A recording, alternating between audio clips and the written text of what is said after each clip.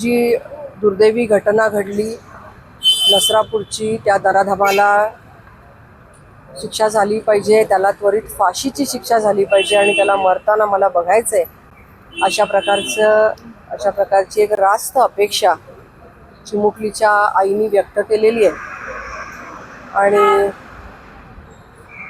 मला असं वाटतं की तिची जी अपेक्षा आहे ही लवकरात लवकर पूर्ण होण्यासाठी सर्वच जण आपण प्रयत्नशील आहोत. माननीय मुख्यमंत्री देवेंद्रजी फडणवीस यांनी स्वतः पीडित कुटुंबियांशी 2 वेळा चर्चा करून या प्रकारचं आश्वासन दिलेलं आहे की संपूर्ण सरकारी मदत जी आहे ती या कुटुंबाला मिळणार आहे आणि त्वरित फास्ट ट्रॅक कोर्ट लावून या संदर्भातला निर्णय जो आहे हा लवकरात लवकर घेण्यासाठी जे जे काही शासकीय यंत्रणा लागते ती संपूर्ण यंत्रणा त्यांनी कामाला लावलेली आहे. आणि मला असं वाटतं की या पीडितेला न्याय मिळेल. प्रामुख्याने हे दुःख व्यक्त करते की 2 वेळेला हाच नराधम अशाच प्रकारचं कृत्य करतो. 1998 साली त्यांनी हे कृत्य केलं होतं, 2015 साली हे कृत्य केलं होतं. आणि हे कृत्य करून तो जर बाहेर सुटला नसता, 98 साली सुटला नसता तर 15 सालचं कृत्य घडलं नसतं आणि 15 साली सुटला नसता तर पुढची ही घटना घडली नसती. त्यामुळे मला असं वाटतं की कुठेतरी आधीच्या केसेसची सुद्धा अंमलबजावणी करताना, त्याच्यावरच्या गुन्ह्यांचा तपास करताना कुठे हलगर्जीपणा झाला का? ज्या वेळेला एखादा गुन्हा नोंदवला जातो आणि हा गुन्हा नोंदवल्यानंतर तो गुन्हा पुन्हा मागे घेतला जातो, तर तो मागे का घेतला गेला याच्या संदर्भातली सुद्धा चौकशी होणं आवश्यक असतं. ही चौकशी व्हायला पाहिजे. पुन्हा जुन्या केसेस सुद्धा काढल्या गेल्या पाहिजेत आणि त्याच्यामध्ये जर का कुठल्या प्रकारचा असा सहभाग हा पोलीस यंत्रणा किंवा अन्य यंत्रणांचा जाणवला किंवा हलगर्जीपणा जाणवला तर नक्कीच त्यांच्यावर सुद्धा कारवाई झाली पाहिजे असं माझी अपेक्षा आहे. आता मी प्रतीक्षा करते. पीडितेचे वडील जे आहेत ते अंत्यविधीसाठी मला असं वाटतं की अस्थिविसर्जनासाठी गेले आहेत. मी पुन्हा त्यांना येऊन भेटणार आहे आणि उज्ज्वल निकम यांच्या संदर्भातली सुद्धा मागणी या ठिकाणी पुढे येत आहे. त्यांच्याशी सुद्धा माझी चर्चा झाली. माननीय CM सरांची सुद्धा काल मी संपर्कात होते. आज पुन्हा त्यांच्याशी संपर्क करून चांगल्यात चांगले वकील पीडितीला कसे मिळतील आणि सरकारी वकील जे आहेत त्यांची सुद्धा नेमणूक जी आहे ती करण्यासाठी सुद्धा मी लवकरात लवकर पुन्हा संपर्क करते. पीडितेच्या वडिलांनी जी आहे ती आता एक प्रतिक्रिया दिलेली आहे की कुठल्याही राजकीय नेत्याने माझ्या मुलीला न्याय मिळेपर्यंत भेटायला येऊ नका असं त्यांचं म्हणणं. ही उद्विग्नता मी समजू शकते आणि बरोबर आहे त्यांची अपेक्षा. बऱ्याच वेळेला असं होतं की राजकारणी लोक येतात, फोटो वगैरे काढले जातात. हे इतकं दुर्दैवी घटना आहे की या ठिकाणी प्रसिद्धी, फोटो या गोष्टी जरुरीच्या नाही आहेत. या ठिकाणी न्यायासाठी जे जे करता येईल त्याचा तपशील बघणं आणि संपूर्ण यंत्रणा कामाला लावणं हे गरजेचं आहे. त्यामुळे मला असं वाटतं की पीडित तिच्या वडिलांची नक्कीच ही भूमिका जी आहे, ही उद्विग्नता जी आहे ती खरी आहे. काल जे आंदोलन झालं त्या आंदोलनामुळे ही उद्विग्नता आलेली आहे. कारण काल एका आंदोलकाने तुम्हालाही फोन केलेला होता ज्यावेळेस हे सगळं आंदोलन संपवलं जात होतं आणि तो फोनवर तुम्हाला सांगत होता ही सगळी हकीकत. त्यावेळेस पोलीस नेत होते. कालचं हे सगळं थोडं पोलिसांचा संवाद चुकला, आंदोलन हाताळण्यात चुकलं आणि म्हणून हा सगळा जो संताप आहे तो सगळीकडे पाहायला मिळतो. आज सुद्धा लोक त्याबद्दल भावना व्यक्त करताना पाहायला मिळत आहेत.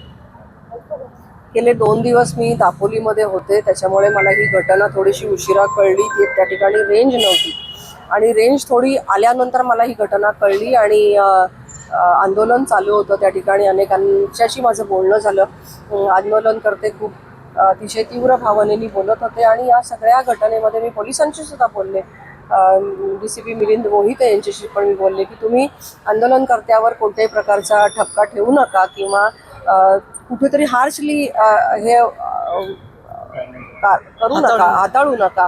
अशा प्रकारचं माझं बोलणं त्यांच्याशी झालेलं आहे. मला काही ठिकाणी असं समजलं किंवा व्हिडिओ सुद्धा आलेले आहेत की लाठीचार्ज केला गेला. असं नको होतं व्हायला. आणि हे मात्र आहे की जे पीडितेच्या घरचे लोक आहेत त्यांना सुरक्षित ठिकाणी मात्र पोलिसांनी हलवलं, त्यांच्या ते हाताळलं. मात्र काही जी टीम होती पोलिसांची ती मात्र लाठीचार्ज करताना दिसली. तर ते असं चुकीचं नक्कीच झालंय असं म्हणावं लागेल.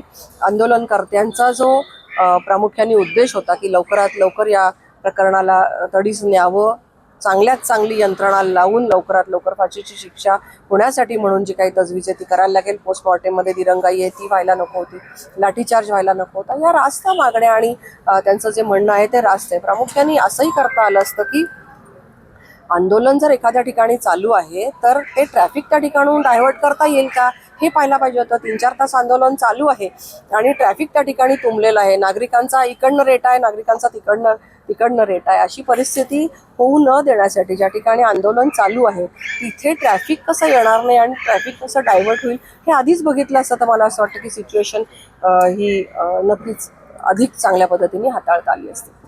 हिंदी कायदा त्याची अंमलबजावणी होत नाही, तो कायदा लागू होत नाही, त्यावर देखील विरोधकांकडून आणि जर शक्ती कायदा आहे तर कदाचित अशा पद्धती घटनांना आवाज असेल किंवा संबंधित आरोपींवरती कठोरात कठोर शिक्षा होण्यास मदत होईल.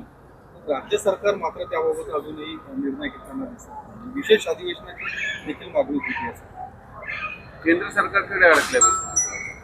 प्रामुख्याने कायद्यामध्ये नक्कीच काही बदल करण्याची आवश्यकता आहे का असं वाटण्यासारखी परिस्थिती नक्की निर्माण झालेली आहे.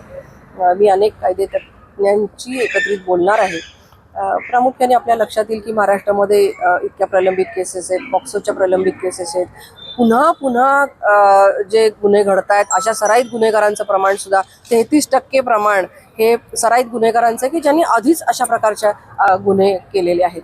तर एवढ्या मोठ्या प्रमाणात गुन्हे घडतात. प्रामुख्याने लहान मुलांच्या संदर्भात जेव्हा गुन्हे घडतात तेव्हा साक्ष द्यायला त्या मुलांना कळतही नाही किंवा ती व्यक्ती जिवंत जर ते छोटं मूल जिवंत जर नसेल तर ते कसं काय सांगणार. तर अशा बऱ्याच लूप होल्स याच्यामध्ये आहेत. तर प्रामुख्याने या कायद्याची सक्षमता जी आहे ही लोकांना न्याय मिळवून देण्यासाठी अधिक उपयुक्त ठरणार आहे. त्यामुळे नक्कीच चांगले कायदे येण्यासाठी किंवा अधिक स्ट्रॉंग कायदा आणू शकतो याच्यावर नक्कीच सरकार प्रयत्न करणार आहे.